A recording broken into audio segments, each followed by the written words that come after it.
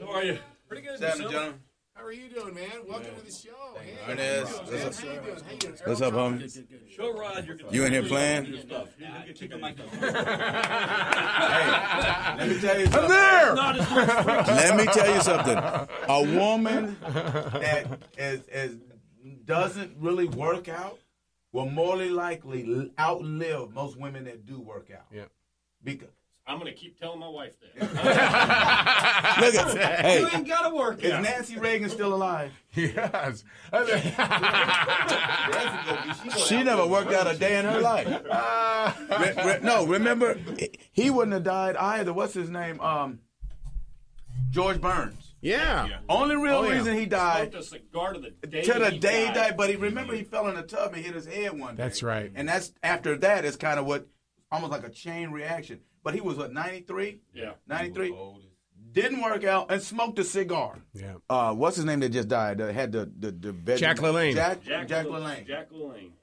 Jack LaLanne didn't do a lot of weights. Mm-hmm. He did some weights, but he was a cardio man. Mm-hmm. So and he was a swimmer. So you're saying Richard Simmons. He's on the death pool. Richard Simmons gonna live forever. Richard Simmons gonna live until Jesus come back. He gonna be when he dies and he's in his coffin, he's gonna have on shorts. I guarantee you. And they're gonna be cut up. And I want them kind of thongish. Easy Dukes and a wife. He's probably got any contract somewhere. Whoever's the head of state, he's got that written down. Everybody gonna be thrown. Wow. So watch how you take, that stuff, man. You just gotta watch how you take it. Man, I'm afraid to ask you about the deer antler then. Oh, that's H. That's human growth. That's HGH. Yeah, that's gonna keep me out of the Baseball Hall of Fame. No, it's pure. No, your talents. It's actually a pure substance. It's actually a pure substance. Only thing with that, I would say, do not overuse. Yeah. Do not overuse that. Yeah, it says 5 squirts in the morning. You do stand up, right? Every now and then. So you can Every now and then. Yeah, you take it. Do you ever get tired up there just doing stand up, going, God, my legs are hurting? Nah. He don't. No, I'm serious. He'll go on stage after probably fishing all day, and he'll be all tired, and he'll be like, "Man, I'm tired," and he'll go up there and kill it. And I'll be like, "Okay, you'll die tomorrow." Yeah. So how do you manage to your diet if you're traveling so much? I buy him cookies. Yeah, he bought cookies. I said, what are you doing? I said, you bastard. As I'm digging in the bag, you buzz, I can't fucking stand your ass. Damn. So we should bring you some cookies. No, man, don't. My biggest problem is sweets. Yep. That's my biggest problem. But I think I've kind of learned how to control it a little bit more now. You just have to tell yourself you're just not going to do it. See, they make too many flavors of ice cream now. So that's mine. And I mean, you got Walmart now with peanut butter and jelly ice cream. Oh, my God. Oh, my God. You can't knock it till you try it. Mm-mm. Oh, it is just unbelievable. And it probably is, but... Yeah. You know what? And actually, that's probably what helps me the most when it comes to stuff like that. Yeah. All I want is the taste. That's it. When I get the You don't taste, care about the I'm texture? good. I mean, I don't the texture. No, not really. I just want the taste. Like if I bought some ice cream, maybe 2 scoops, See and I that? swear it'll go bad. That's like my drawer over here.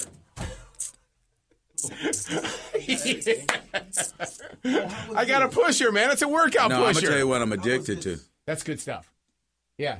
You want to try it? Yeah, I've seen this that. before. That's some good stuff. Well, there's a pre-workout for I've you. seen this. You want take it with you, man, and try it. You'll like it. That's hyper, right?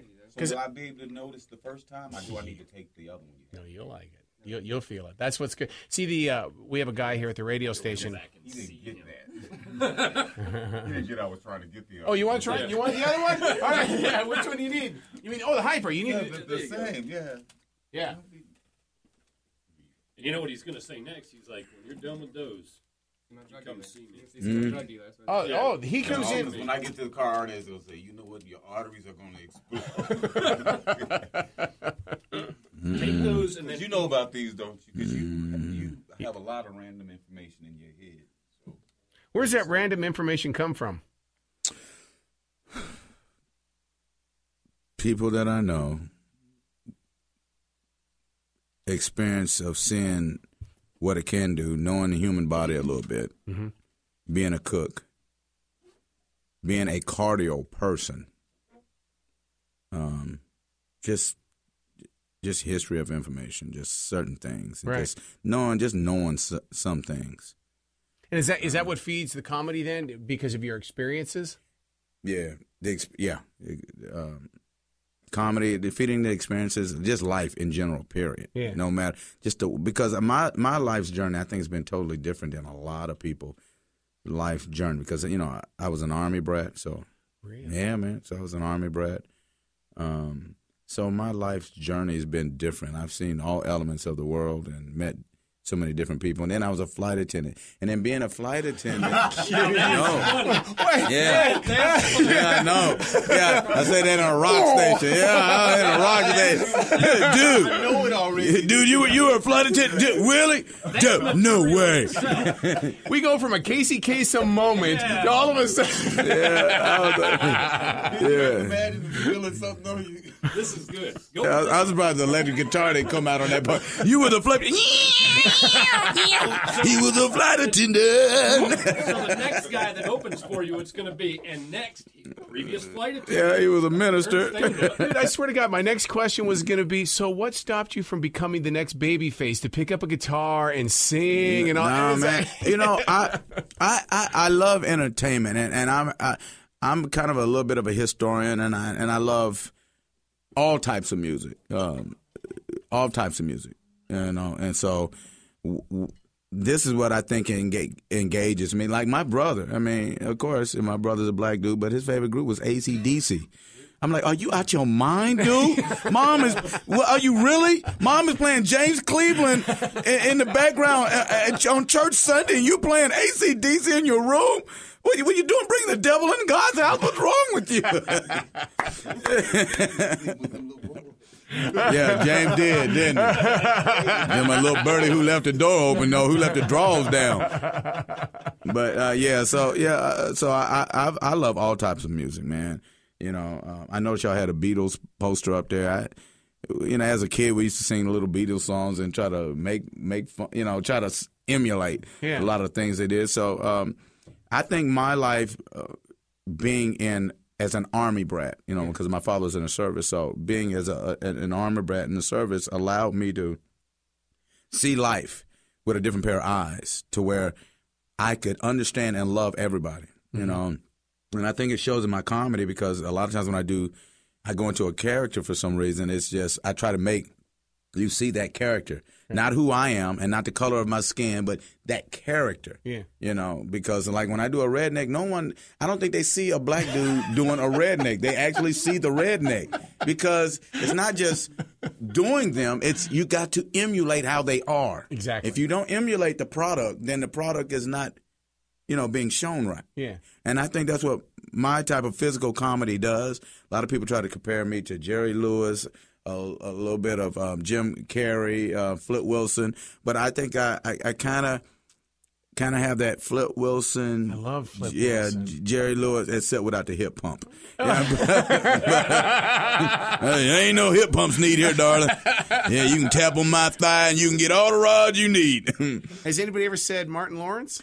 They did of my craziness, but that's not one of the first ones they said. They used to say Martin Lawrence. Yeah. But I think, I think what Martin did was, I'm not going to say fell by the wayside, because he's a different type of element. Right. But people like Jerry Lewis, Flip Wilson, Carol Burnett, even Red Fox, Richard Pryor, Milton Berle, those type of people, you remember their names. Yeah. Their names are synonymous. You remember it throughout life, and people still regulate to them. You understand? Yeah. So when you say Martin Lawrence, I think I thought Martin was one of the funniest dudes on this earth. Mm-hmm. they say I remind them a little bit, I guess because of the craziness, because of my antics. Mm-hmm. But people really, nowadays, they like to just have good, stupid comedy. You know? Like a Sinbad. Sinbad. Yeah. Well, it depends. A lot of people like slapstick, but sometimes your comedy to have relevance. They want to relate. There you go. You have to relate. If you don't relate to who your audience, you and the audience are lost for the night. So I go to this big convention a couple weeks ago, and they're up there just saying, the government's not going to change America. It's the people. Yeah. All right? You're the people. How are you going to change America? Well, you know we need some change. We're not going to change America until we're all willing to admit how we are. Yeah. We're not going to be able to change America until we say, okay, yes, we got to face our truths and our have-nots. Mm-hmm. And that's something that we refuse to abide by, to face. Mm-hmm. Like people say, no, the world is not it's not as prejudiced as it used to be. That's bull crap. That's bull crap. But until we come to terms and say, yes, this is the way that we are, until black people come to terms and say, yes, we go into neighborhoods and we tear them down. And that's why white people move out and then they come back around when the neighborhoods are torn down, buy it for dirt cheap, move back, and then they flush us out. Until we admit that. That's right. As a black person, this is what we do. Yep. Whether we were taught this way or not, this is what we do. Until we are getting out of the substandard of being like black people are like crabs in a barrel. We really are. We will grab the other person down so we can get on top of them because we're afraid to have and afraid to share what we have with them. One thing I give the Caucasian element credit for is you guys, when you stick by one another, whether you like that person or not, it doesn't matter. It's about business. Yeah. If I don't like you, so what? But if you can help me and I can help you and we can keep this white breaded, that's what we're going to do. Yeah.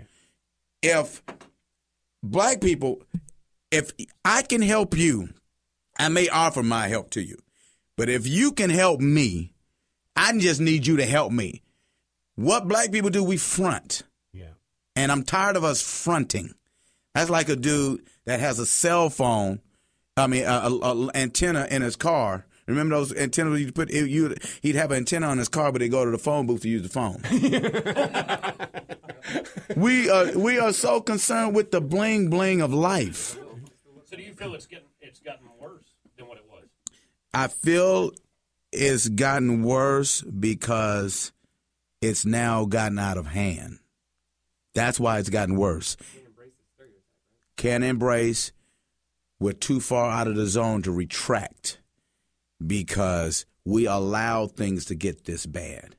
Now, earlier you were talking about how you go into character and stuff. Mm-hmm. Come on, that had to be your Southern Baptist preacher right there. No, my Southern Baptist preacher. No, that's my Southern Baptist preacher. Yeah, we got to get you over on television. But, do we? Okay. But the man, see this type of radio I can do all day. Yeah, dude, I want you to come back. Yeah, I can do this. I can do this all day. Oh, and this is what it's all about. Man. Oh, you know what? It was just so comfortable. I didn't realize y'all were doing the radio. I was ready to. He records the whole beginnings too. Oh, I got everything. We got everything in the beginning. Yeah. Even the protein speak. Oh my God. We even have the comment about the courtesy flush back there. Some dude was back there ripping. I'm like, hold up. You're not going to be by yourself, fella. We got